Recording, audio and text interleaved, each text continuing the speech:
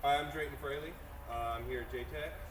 Today what I'm going to be going over is poor running conditions.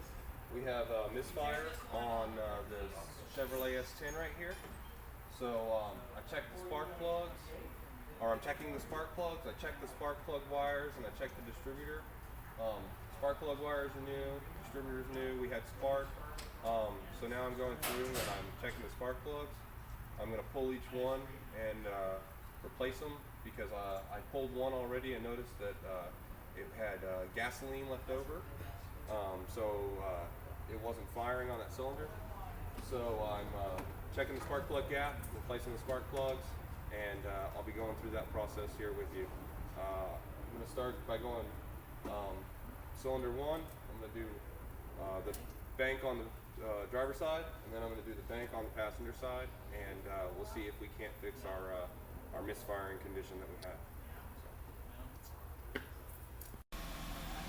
I started changing the spark plugs, and I found that the spark plugs were fouled, so I'm putting new spark plugs in it. I checked the gap. The gap is at 0.045. So I'm going to gap all the spark plugs, change them out, and then we'll see what our running condition is after that. I'm pretty sure that's going to cure the misfire that we have. I also found that it had a couple of loose spark plugs, so we're going to put those in with the proper torque and make sure that they're tightened into the head the way they're supposed to be. So here I'm gapping the spark plugs. Since it's 0.45, it's this mark right here by the end of my thumb. And what I'm going to do is make sure that this post is actually in the center of that mark, so that way I know that the gap is 0.45. So I move it to where it's at the center of the post.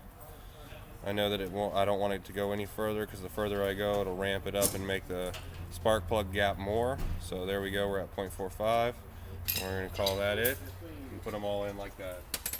Yeah.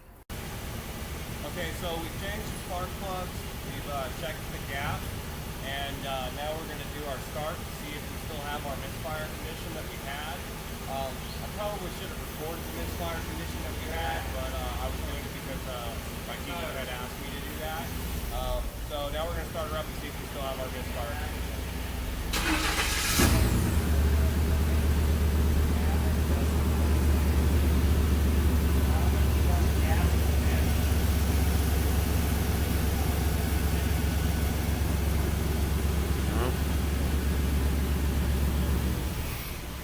Running a lot smoother than it was when we pulled it in.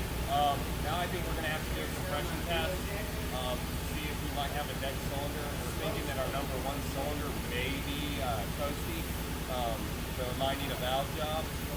But as far as how it was running compared to when it came in, it's running a whole lot better.